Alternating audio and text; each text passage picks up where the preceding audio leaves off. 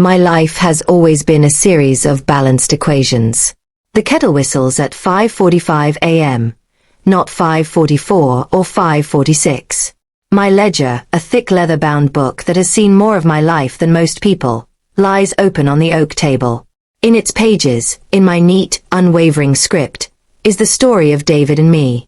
Every sacrifice, every careful decision, is there.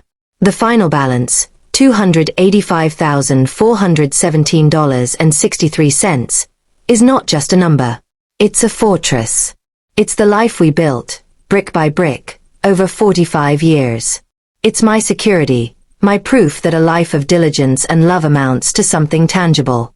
David's photograph watches me from the mantelpiece. His is a kind face, etched with the laughter lines of a man who found joy in a well-tended garden and a perfectly balanced equation. He's been gone 3 years, but this ledger is my last conversation with him. See, David? I think, tracing a column of figures with my finger. We did it. We're safe. The doorbell chimes, a cheerful interruption. It's my nephew Leo, bursting in with the chaotic energy of his 25 years. He brings the smell of cold air and expensive coffee.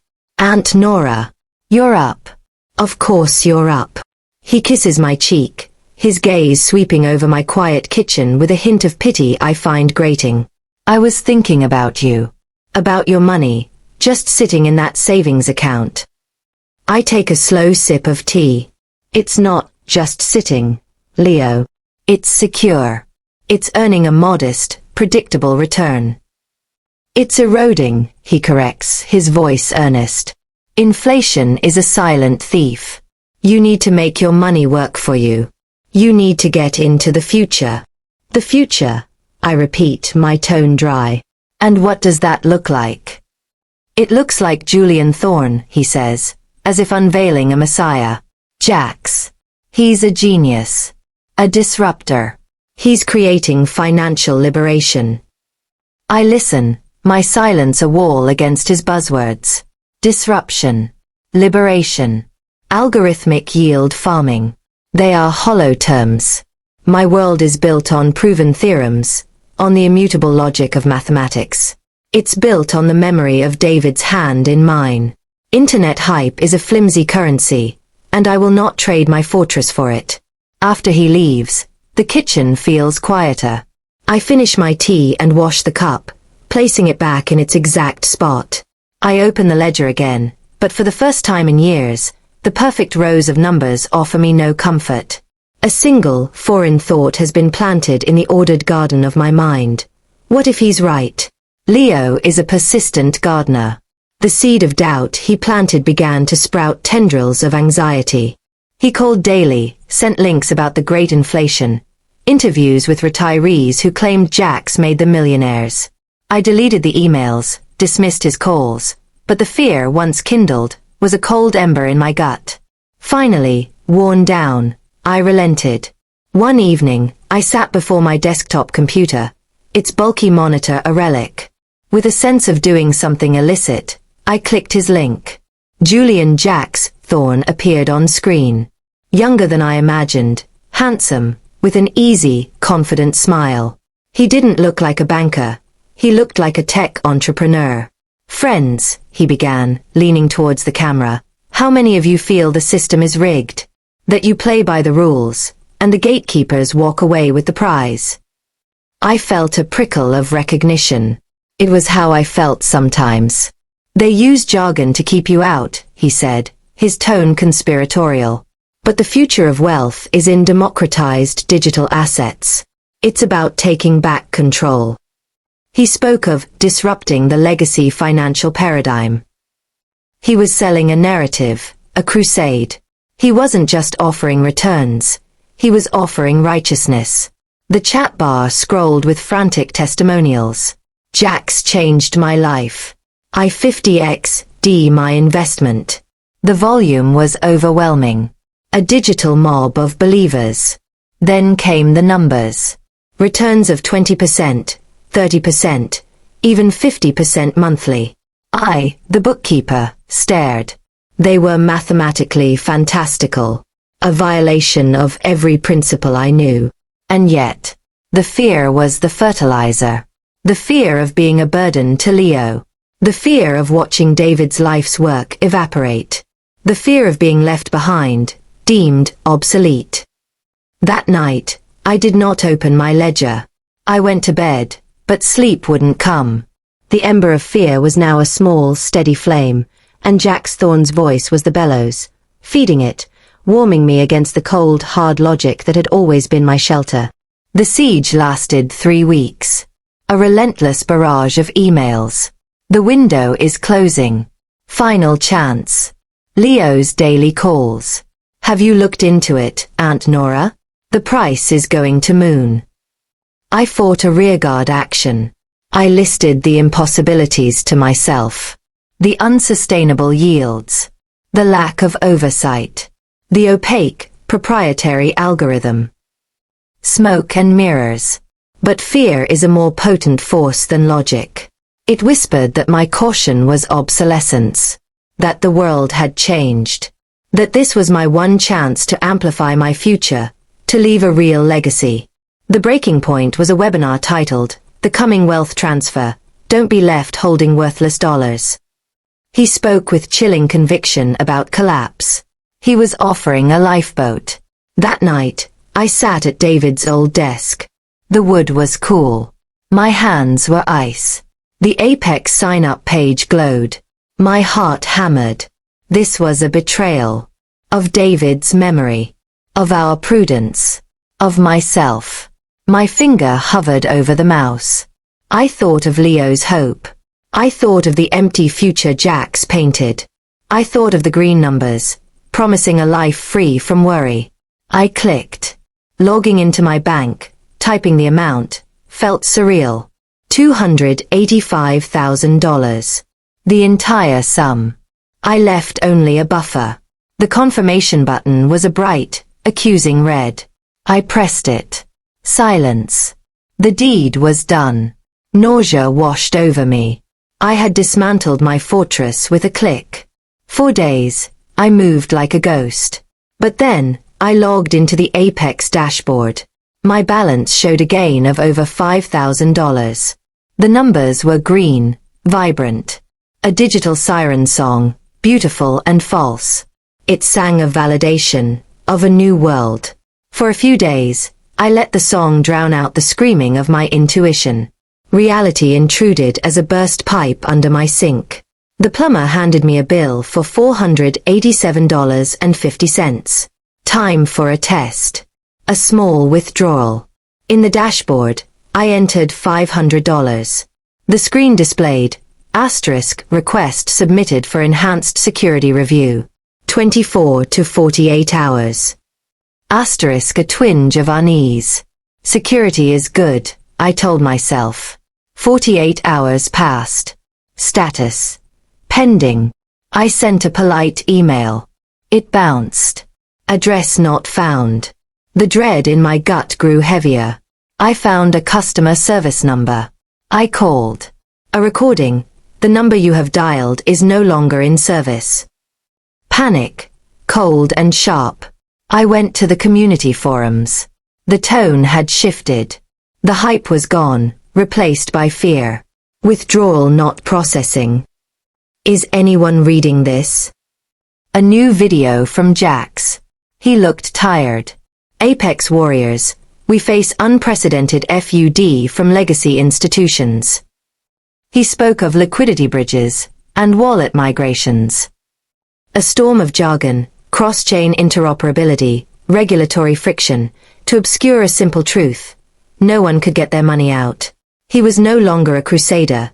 He was a man building a wall of words. The siren song was a funeral dirge. The green numbers on my dashboard were a sickly, mocking glow. The dread was a lodestone, pulling me down into a cold, dark abyss. The fortress had been a mirage. The end was a quiet, digital extinction. I woke and tried to load the Apex dashboard. 404, page not found. I fumbled for my phone. The app displayed a generic connection error. It was over. The final definitive stroke was a press release from a law firm I couldn't verify, citing a sophisticated cyber attack and declaring bankruptcy. I sat at my kitchen table, a single sheet of paper in front of me. My bank statement. Balance. $47.22. The silence in the house was absolute. The carefully ordered geometry of my life had collapsed into chaos. The shame was so profound it isolated me completely. I told no one. How could I? I, the meticulous bookkeeper, the woman of logic, had been played for a fool. I had not just lost my money. I had lost my identity. I entered a state of profound catatonia. The garden withered. The crosswords went unfinished. I was a ghost in my own home, haunted by the future I lost. While mechanically cleaning a closet, I found a box of David's old things. Beneath his college textbooks was a worn copy of The Logic of Justice. Tucked inside was a note in his familiar, steady handwriting. For my Nora, the truest compass I know. Never let the world convince you that wrong is right. The words were a spark in the darkness. The grief did not vanish, but it was joined by something else. A cold, sharp, and utterly focused anger. He hadn't just stolen my money. He had made a mockery of my intelligence, of the values David and I lived by. That was a line he should not have crossed. I did not call the police. I knew the wheels of justice ground slowly for this kind of crime. Instead, I opened a new ledger, this one black and unmarked. On the left-hand page, I did not list numbers. I inscribed, in my perfect script, the true inventory of my loss. Security, peace, dignity, David's legacy, my future. On the right, a blank column titled, Settlement. This was no longer a financial recovery mission. It was an audit of a life, and Julian Thorne was the subject. My goal was not reimbursement. It was the complete and utter ruination of the future he had built on the ashes of mine. I would conduct the audit myself. I became a digital phantom. Using my old, lapsed professional credentials and a lifetime of understanding systems, I began my forensic audit. I am not a hacker. I am a master bookkeeper, and the internet is my ledger. I traced cryptocurrency from the Apex wallets through a maze of tumblers to obscure exchanges. I cross-referenced domain registration data with shell companies in the Cayman Islands. I found the first tangible thread, a luxury penthouse apartment in Miami, purchased by Horizon Holdings LLC, a shell, just 3 months before Apex collapsed. The hunter had found the trail. The audit was underway. I compiled my initial findings into a concise, data-driven dossier, more a boardroom presentation than a rant, and sent it to Maya Joshi, the tech journalist who wrote the glowing profile of Jax that first caught Leo's eye. She initially dismissed it, but the evidence was too precise, too factual to ignore. Guilt over her role in building his myth and a journalist's nose for a real story compelled her to meet the mysterious E. Prentice. In a quiet cafe, the retired bookkeeper and the disillusioned journalist formed a wary, unlikely alliance. I laid out my facts. She had the access and the platform. It was a transaction. A new equation to be balanced. Together, we dove deeper. We discovered Apex was not Jax's first scheme, but his most ambitious. We unearthed his previous aliases, Jake Torrance of Omni Wealth and Jules Tanner of Nexus Ventures. The pattern was identical. Build trust, create fake growth, vanish. I realized with chilling clarity that he didn't just target my money. He targeted my intelligence, my hope, my fear. The crime became intensely, unforgivably personal. This was no longer about balance sheets. It was about justice. My audit now focused on the human architecture of his new venture, Veritas Capital. I identified the pressure points. The ethically flexible lawyer, the sycophantic COO, the social media manager. Using anonymous, encrypted email accounts, I began a campaign of psychological warfare. I sent the lawyer a message implying a bar association inquiry. I forwarded the COO a link to sentencing guidelines for wire fraud. I sowed seeds of paranoia, turning Jax's inner circle into his weakest link. I was applying pressure, auditing their loyalties. We uncovered Jax's next move, Veritas Capital, was on the verge of closing a $50 million series of funding round. This was the future he was building on the ashes of Apex. Using my meticulously gathered data, I anonymously fed a devastatingly precise and soberly written report to the lead partners at the venture firm. It didn't scream scam. It calmly laid out the mathematical impossibilities, the documented pattern of aliases, the unresolved lawsuits. The funding round was cancelled overnight. Jax's new future began to crumble before it was even built. One asset. Liquidated. With Maya's platform and my data, we launched a coordinated attack on Jax's most valuable asset, his reputation. We created a shadow campaign. Every boastful post from Jax was immediately met with a link to a court document or a victim's testimony. We turned his own hype machine against him. Former supporters turned on him. The media narrative shifted from visionary disruptor to alleged serial fraudster. His digital empire began to implode. We were auditing his public value and finding it worthless. In my deepest dive, I uncovered Jax's most guarded secret. Buried beneath layers of corporate obfuscation, I found them, a wife, Eliza, and a 3-year-old daughter, Chloe, living under the name Miller. This was the future he was truly building, the sanctuary walled off from his victims. This changed everything. It was no longer about destroying a public persona. It was about confronting the man in the mirror of his own hidden, cherished life. I had found the ultimate liability on his secret balance sheet. I did not release the information about the family. Instead, I compiled a final, comprehensive dossier. It contained every shred of evidence of his crimes, the full history of his aliases, and, placed deliberately at the end, every intimate detail of Eliza and Chloe's lives. I sent it to Jax's private email with a simple one-line message. My office. Tomorrow. 10 a.m. Come alone. The hunter had not just cornered her prey. She had laid a trap from which there was no escape. The final audit was scheduled. He arrived at the nondescript office I'd rented, arrogant and bristling with legal threats. I was waiting, preternaturally calm. I did not yell. I laid out the dossier page by page, my voice the calm, relentless tone of a senior auditor walking a client through an unavoidable conclusion. I detailed how I would dismantle Veritas, expose his past, and hand everything to the FBI. Then, I quietly turned to the final page with the photos. Or, I said, my voice dropping to a near whisper, you walk into the FBI field office today and confess everything. You relinquish all assets. You name your accomplices.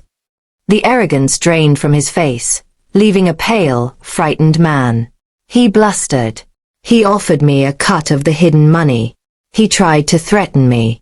I remained an unmovable object, a force of pure, cold consequence. The balance sheet was clear. His freedom and his ill-gotten wealth in exchange for his family's anonymity and safety. His future for the shattered pieces of mine. Defeated, hollowed out, he agreed. He signed the documented confession I had prepared and walked out, a man marching to his own execution. The audit was complete. The ledger was balanced. The news broke like a thunderclap. Crypto king Julian Thorne confesses to massive Ponzi scheme. The financial world was thrown into chaos. Victims groups erupted in vindication and grief. I watched the press conference on my small kitchen television, the FBI agents flanking a handcuffed and diminished Jax. I felt no elation, no triumph. Only the vast, echoing silence of David's absence. Justice, while served, could not rebuild what was lost. The void remained. The settlement column was filled, but the cost had been my entire world. I used a small whistleblower reward to secure a modest annuity, ensuring stability but not luxury. I began volunteering at a local senior center, teaching financial self-defense for seniors. I found a new purpose in using my skills to protect the vulnerable. My pain became a shield for others. My life is quieter, simpler. The garden is slowly coaxed back to life. The black ledger is closed, not with a balanced equation, but with the understanding that some losses are absolute, and the only way forward is to build something new upon them. A year later, I am in my garden, my hands buried in the rich, dark soil. A letter arrives from Maya, who won a journalism award for her exposé. She writes, "You taught me that the most powerful weapon isn't a headline. It's a decimal point in the right place. Thank you for your courage." I tuck the letter into the back of the black ledger, which is now filled with the names of people I have helped and the scams I have helped them avoid. He stole my life savings, a finite, calculable sum. I took from him something infinite. His future, his freedom, his name. In the brutal algebra of that exchange, I was forced to forge a new, different, and authentically my own future from the ashes. The balance was never about getting even. It was about ensuring that the cost of stealing from Nora Prentice was a price no one could ever afford to pay again. If you enjoyed this story of epic revenge, do me a huge favor. Smash that like button, and make sure to subscribe for more tales of calculated justice, revenge or karma, and let me know in the comments what you think about this story. Click the arrow button to watch more interesting stories. Please note, your support helps keep the lights on and the stories coming. Thank you.